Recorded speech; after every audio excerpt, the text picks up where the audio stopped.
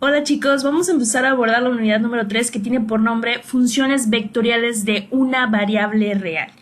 En el cálculo, chicos, existen diferentes tipos de funciones. Por un lado tenemos las funciones cartesianas que están dadas de la forma y igual a f de x, es decir, tenemos una variable dependiente y una variable independiente. Y para poderlas graficar, pues hacemos uso del plano cartesiano. Por otro lado, tenemos las funciones polares.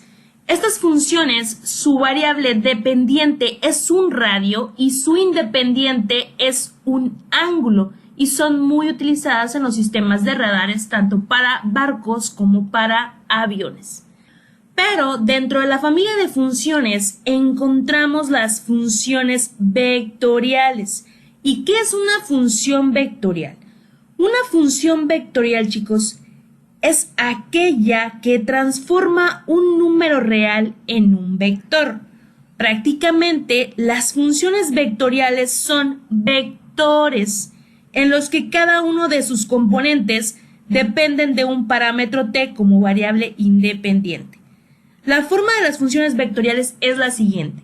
Si hablamos de una función vectorial en el espacio, esta se va a componer por tres componentes, valga la redundancia.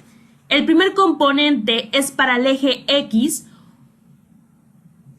que se relaciona con el vector unitario Y, más la componente en Y, que se relaciona con el vector unitario J, más la componente en Z, que se relaciona con el vector unitario K. Y esta función vectorial, pues la podemos graficar dado a sus tres elementos en el espacio. Por otro lado, tenemos la función vectorial en el plano.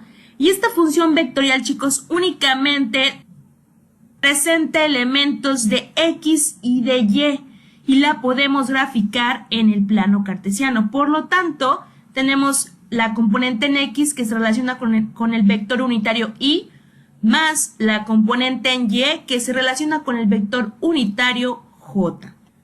Y bueno, una función vectorial, chicos, representa principalmente una función que varía con respecto al tiempo, por lo que este tipo de funciones se utilizan para describir también la trayectoria de objetos o partículas. A continuación vamos a pasar a conocer cómo se grafican las funciones vectoriales a través de dos ejemplos. Se nos pide representar la curva que está dada por la función vectorial siguiente.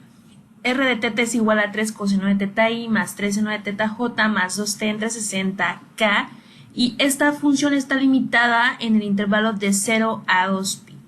Lo primero que hay que identificar, chicos, es que esta curva está dada en el espacio dado que tenemos tres componentes, la componente en x, en y y en z.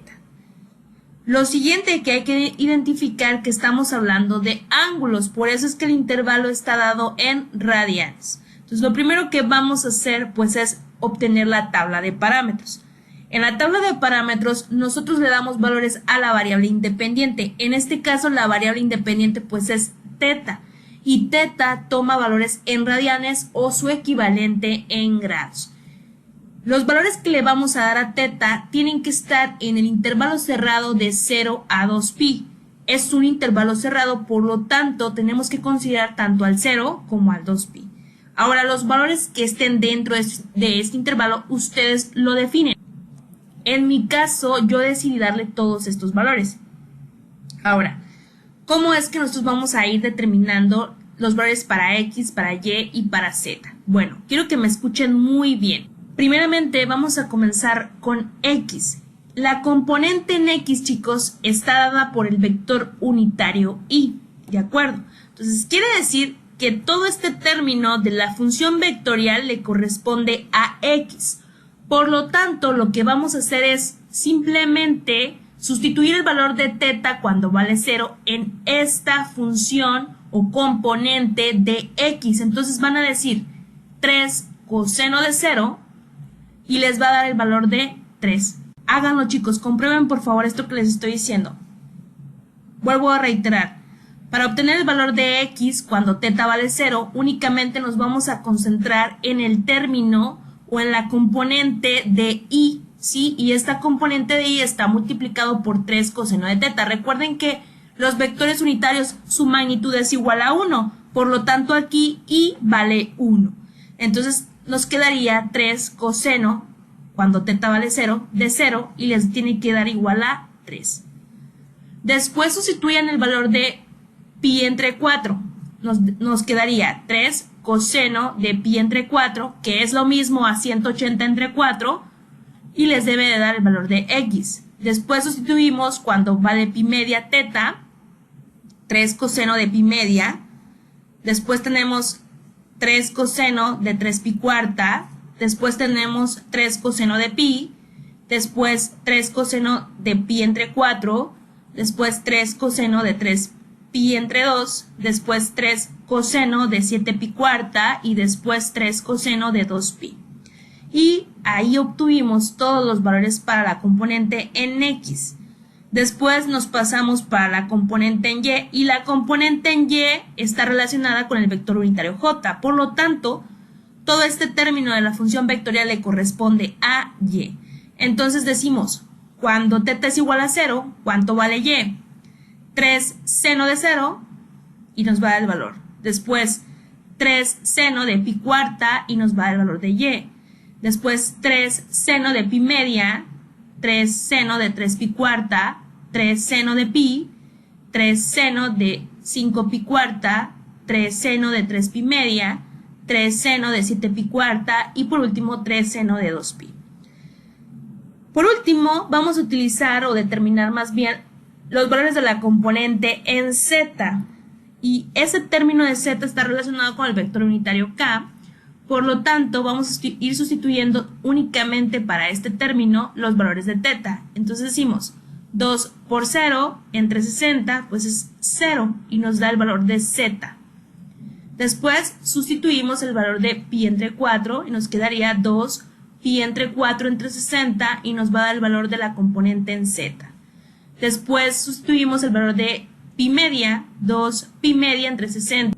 Después 3 pi entre 4, después sustituimos el valor de 2 pi entre 60, después 2 5 pi cuarta entre 60, después 2 3 pi media entre 60, después sustituimos 7 pi cuarta y por último 2 pi.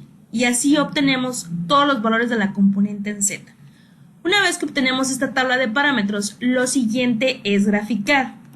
Entonces vamos a empezar a graficar el punto cuando teta es igual a 0. Cuando teta es igual a 0, chicos, x vale 3, y vale 0 y z vale 0. Quiere decir que en x vamos a caminar 3.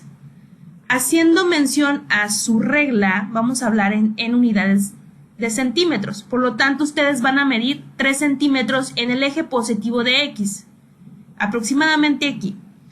Después nos preguntamos si vamos a medir en y y en y es igual a 0. Ustedes lo pueden observar aquí, y es igual a 0. Lo mismo sucede para z, z es igual a 0. Por lo tanto, aquí tendríamos el primer punto cuando teta es igual a 0. El siguiente punto que vamos a graficar, chicos, es cuando teta vale pi entre 4. ¿De acuerdo?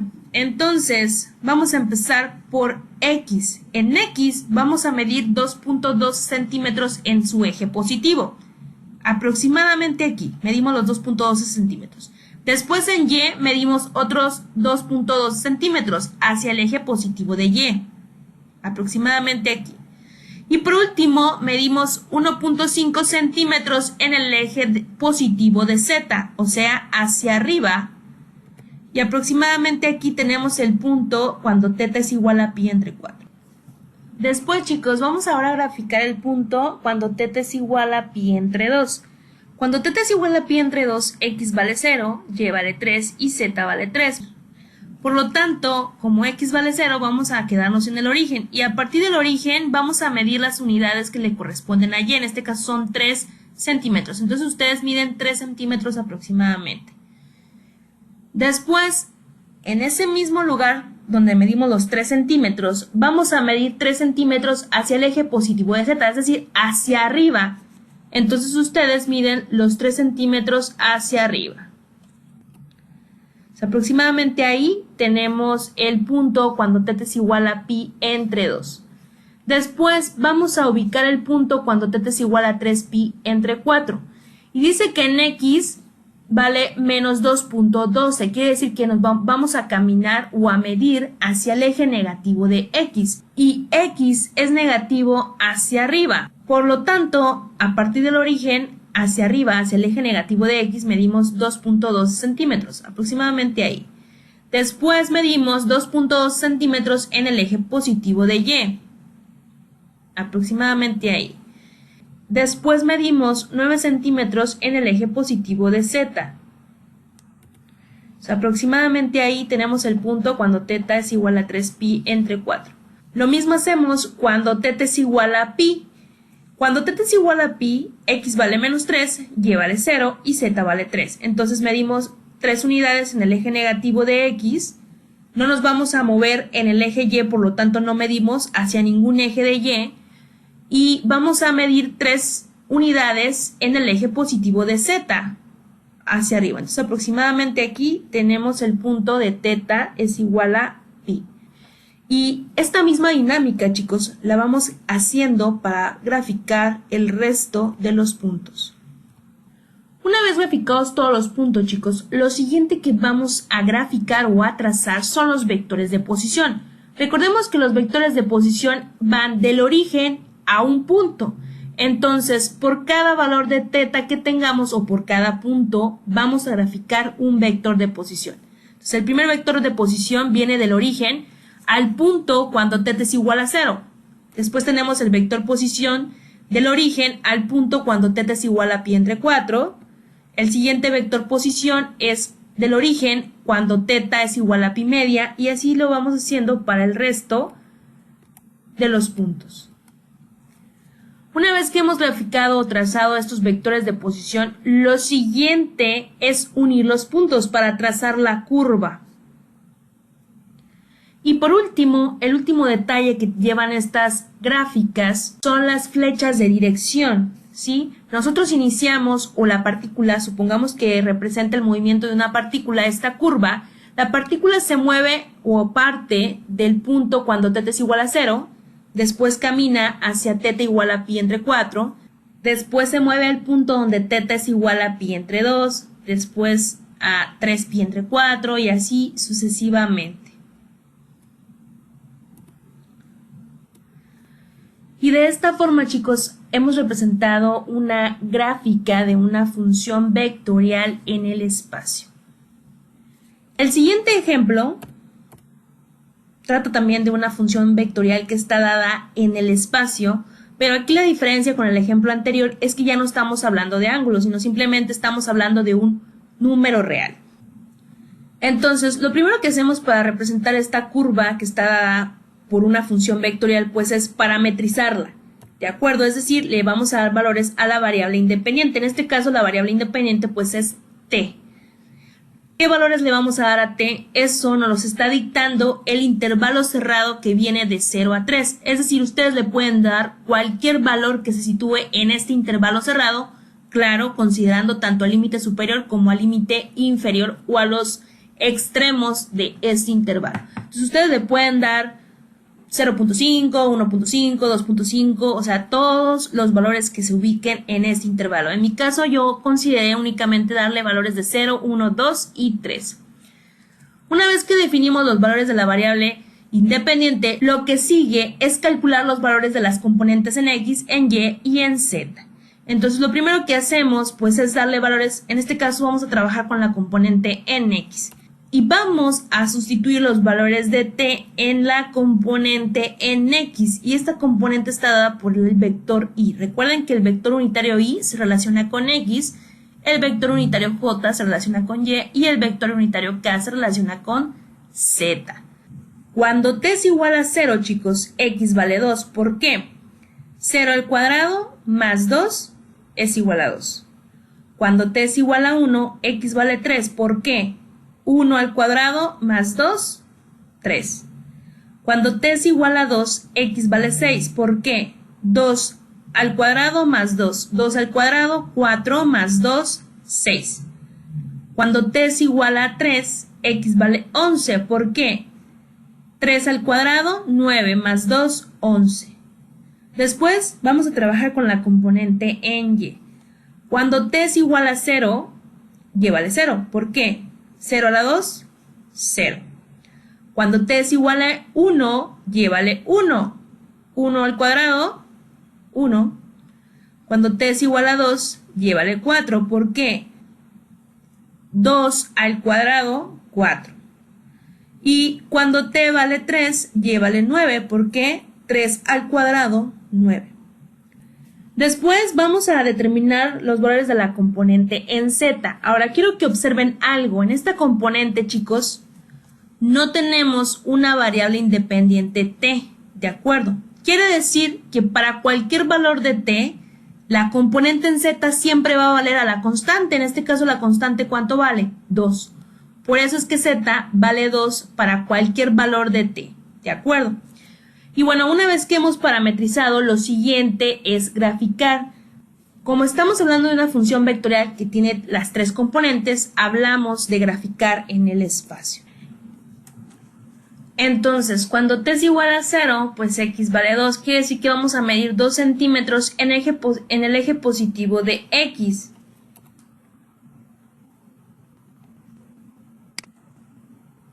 Aproximadamente aquí. Y vale 0 y z vale 2, entonces medimos 2 unidades positivas en z. Y el punto aproximadamente aquí lo tenemos. Cuando t es igual a 1, x vale 3, medimos 3 unidades en el eje positivo de x, 1 unidad en el eje positivo de y 2 unidades en el eje positivo de z. Entonces el punto aproximadamente está aquí. Después tenemos a t igual a 2. Cuando t es igual a 2, x vale 6. Entonces medimos 6 unidades en el eje positivo de x, 4 unidades en el eje positivo de y 2 unidades en el eje positivo de z. Por lo tanto, el punto lo tenemos aproximadamente aquí. Por último, chicos, cuando t es igual a 3, x vale 11, y vale 9 y z vale 2 unidades. Por lo tanto, el punto aproximadamente lo tenemos aquí. Una vez que hemos graficado todos los puntos, lo siguiente es trazar los vectores de posición. Recordemos que estos vienen del origen hacia el punto, hacia cada punto. Y por último, unimos los puntos y ahí obtenemos la curva.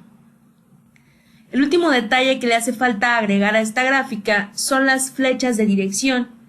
La partícula inicia su movimiento, supongamos que es una gráfica de movimiento, cuando t es igual a 0, después camina hacia t igual a 1, después a t igual a 2 y por último a t igual a 3.